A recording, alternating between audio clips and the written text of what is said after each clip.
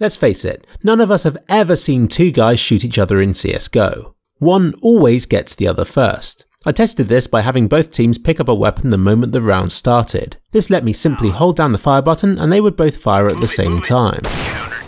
Conclusion? I'm better than 2kliksphilip. Either that or I'm winning because I'm hosting the server and it gives me an advantage, even if it's only by a couple of milliseconds on LAN. I then got 2kliksphilip to host and surprise surprise, he started killing me every time. But in most games, neither team is hosting. That's why I called along poor, pathetic kliksphilip on his potato PC to host and to see what happened. This continued for a while. 2kliksphilip, despite having the same ping as me, would beat me round after round. Maybe this game favours terrorists.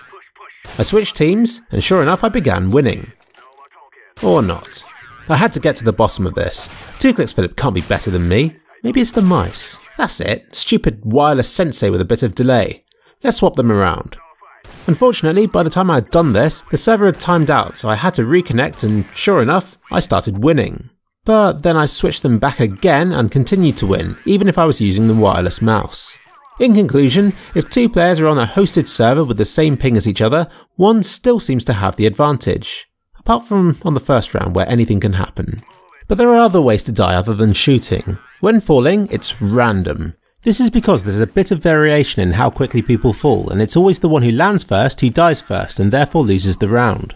I have no way of testing this more accurately since they definitely start falling at the same time as I shoot the ground out. You can see from the scores that it doesn't favour one side in particular, not even the person who fired at the ground. I finally tested grenades. It's the same test, only the players don't die from the fall this time, but are instead weakened up for the grenade to kill them. Time after time the CTs won, even when there were no objectives on the map. No bomb, no hostage. CTs would always win, even if the two players swapped teams. There are a few exceptions to this, but it doesn't really count, since the grenade would explode before the players landed and the fall would kill them, in which case the terrorists would occasionally win the round if they fell more slowly. In the grenade fatalities, however, CTs would always win the round. Moral of the story, terrorists shouldn't engage in suicidal tendencies. In conclusion, when falling, the player who lands first loses the round, even if both seemingly begin falling at the same time.